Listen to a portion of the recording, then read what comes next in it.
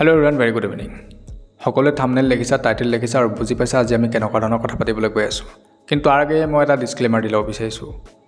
ডিসক্লেমাৰটো এনেকুৱা ধৰণৰ যে যিসকল ষ্টুডেণ্টৰ হাৰ্টটো উইক আছে, ভয় কৰে, দমটো কম আছে, সময়ত জেং কৰিব নোৱাৰিব, ৰিস্ক ল'ব নোৱাৰিব, তেওঁলোকৰ কাৰণে এই চেনেলটো কিন্তু নহয়। কাইন্ডলি তেওঁলোকে অসমৰ বেলেগ বেলেগ জেগাত বেলেগ বেলেগ চেনেল আছে সেইখিনি চাব লাগে। আমাৰ ইয়াত অলপ আমি দম থকা কথা পাতি দিম আৰু ৰাতি নৰ্মেলি আমিতো নৰ্মেল কথা নাপাতো। আমিতো অলপ দম সম থকা কথাই পাতিম। গতিকে তেওঁলোক হয়তো ভাল নাপাব পাৰে। ঠিক আছে, তেওঁলোকে পিছত আমাক কমেন্ট সেকশনত আলতু ফালতু কথা হতিব, আমি ডাইৰেক্ট গালি পাই দিম, আমি ব্লক মাৰি দিম। গতিকে বেটাৰ হ'ব কি তেওঁলোকে ইয়াৰ ভিডিঅ'খিনি চাব নালাগে, বেলেগত যাবকে লাগে, প্ৰথমতে কৈ দিছো। এতিয়া আমি মেইন কথাখিনিলৈ আহিছো যে যিসকল ষ্টুডেণ্টে ভাবি আছে যে মেথছত পাছ নকৰিম এবাৰ, আমি তেওঁলোকৰ লগত আছো। যিসকলে ভাবিছে যে মই এটা ভাল মাৰ্কছ নাপাম, মিনিমাম 60 ওপৰত নাপাম, আমি তেওঁলোকৰ লগত আছো। যদি কোনোবাই ভাবিছে যে মোক 80 বা 85 প্লাস বা 90 প্লাস মাৰ্কছ লাগে, আমি তেওঁলোকৰ লগত আছো। গতিকে প্ৰত্যেককে আমি বেলেগ বেলেগ ধৰণে গাইড কৰা এটা প্ৰয়াস কৰিছো। আমি সেই কথাখিনি পৰৱৰ্তী সময়ত ডিসকাস কৰিম। আজি আমি প্ৰথমতে ডিসকাস কৰি লওঁ যে যিসকলৰ একেবাৰে উইক হৈ আছে তেওঁলোকে এইকেইটা দিনত কি কাম কৰিব লাগিব।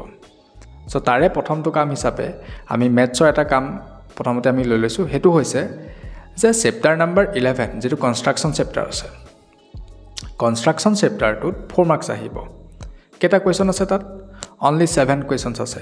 এক্সাৰসাইজটো 11.1 আহিব, 11.2 নাহে যেহেতু। আৰু এক্সাম্পলত দুটা কোৱেশ্চন আছে। টোটাল কেটা কোৱেশ্চন হৈ গ'ল? 9 কোৱেশ্চনছ হৈ গ'ল। আৰু সেই চেপ্টাৰটোৰ পৰা কিমান মাৰ্কছ আহে? 4 মাৰ্কছ আহে। এমসিকিউত এটাও নাহে, ডেসক্ৰিপটিভ পেপাৰখন বা সাবজেক্টিভ পেপাৰখনত 4 মাৰ্কছ আহিব। আৰু সেই 4 মাৰ্কছটো তোমালোকৰ সিওৰ হৈ আছে নে নাই? তুমি এতিয়ালৈকে কি কাৰণে প্ৰেক্টিছ কৰা নাই? ভাল ধৰণে পঢ়া। যদি স্কুলত তোমাক ভাল ধৰণে শিকোৱা নাই তেতিয়াহলে তুমি টিউশন ক্লাছত শিকি লোৱা। যদি তুমি টিউশন ক্লাছো নাই লোৱা, ইউটিউবটো আছে ন হাততে, ইউটিউবত সাৰ্চ কৰা, পঢ়া। আৰু যদি তাতো তোমাৰ হোৱা নাই, আমাৰ এই চেনেলটোতে আমি তাৰ এটা ধুনীয়া ভিডিঅ' বনাই থোৱা আছে। ইংলিছ মিডিয়ামে হওক বা আছামিজ মিডিয়ামে হওক, দুইটা মিডিয়ামৰ সুবিধা হোৱাকে আমি বনাই ৰাখিছো। চাব পাৰা, পঢ়া, তেতিয়া মাৰ্কছ পাবা। যেটো কোৱেশ্চন তুমি জানা যে ইয়াৰ ভিতৰত পৰীক্ষাত আহিবতো আহিবই, 100% সিওৰ যেটো বস্তু।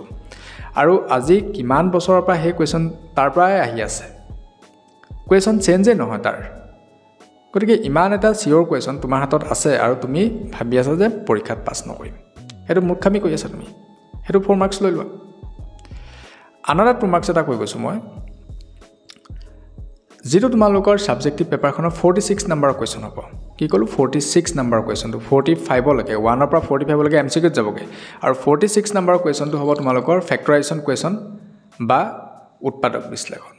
আৰে বুকখনত উৎপাদক বিশ্লেষণ বা ফেক্টৰাইজেশ্যনৰ কোৱেশ্চন আছে কেইটা? আৰে কৰি পেলোৱা না হেকিটা ফালি ফালি, হেতুৱে কথা।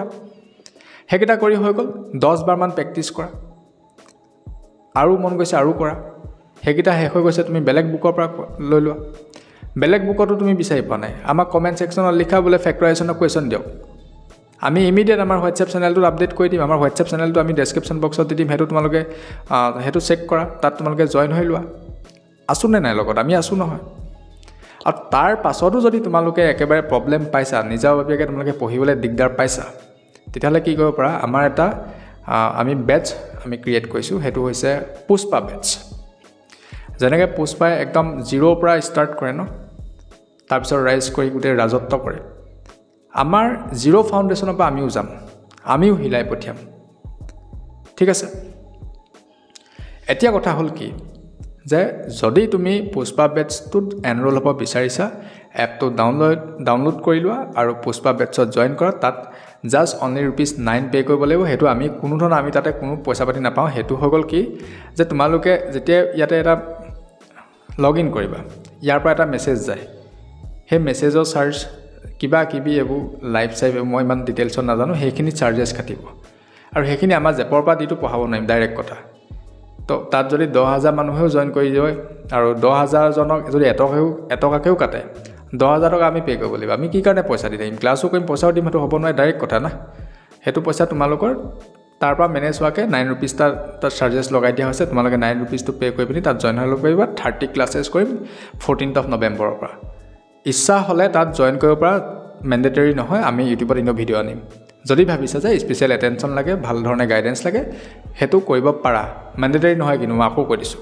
14th of নৱেম্বৰৰ পৰা আমি লাইভ ক্লাছ কৰিম তাত আৰু সেই লাইভ ক্লাছবিলাক আমাৰ ষ্টুডিঅ'ৰ পৰা কৰিম ঠিক আছে আৰু দুটা বেটছ আহি যাব এটা হৈ গৈছে কেজিএফ বেটছ আৰু এটা হৈ গ'ল লিঅ' বেটছ কেজিএফ বেটছত কি থাকিব 60 পৰা যি 75 লৈকে পাব বিচাৰিব আৰু লিঅ' বেটছত যি 75 প্লাছ মানে 90 বা 100 on 100 তেনেকুৱা নিচিনা আৰু যেটো পুষ্পা বেটছ হ'ব পুষ্পা বেটছত অনলি কোনখিনি থাকিব যি ফেইল কৰিম ভাবি আছে সো আমি তেওঁলোকক কৈছো যে 45 ৰ পৰা 60 ভিতৰত পাবা তুমি ফেইল কৰা কথা বাদ দিয়া 45 to 60 ভিতৰত পাবা সো তাত পুষ্পা বেটছ হে তেওঁলোক পুষ্পা বেটছত থাকিব হেতুৱে কথা আৰু তোমালোকক কিবা কিবি যদি WhatsApp সাপোৰ্ট লাগে আমাৰ ডেসক্ৰিপশন বক্সত চেক কৰিবা তাত তোমালোকে ডিটেইলছ পাই যাবা আমাৰ ইনষ্টাগ্ৰাম হ্যান্ডেল আছে ইনষ্টাগ্ৰাম হ্যান্ডেল তোমালোকে সাৰ্চ কৰিব পাৰা মোৰ পাৰ্সোনাল ইনষ্টাগ্ৰাম একাউণ্ট আছে তাত তোমালোকে মেছেজ প্ৰয়োজন সাপেক্ষে কৰিব পাৰা ঠিক আছে কিন্তু এটা কথা কৈ যাও মোৰ যেটো পাৰ্সোনাল ইনষ্টাগ্ৰাম একাউণ্ট এটো মই ইমানকে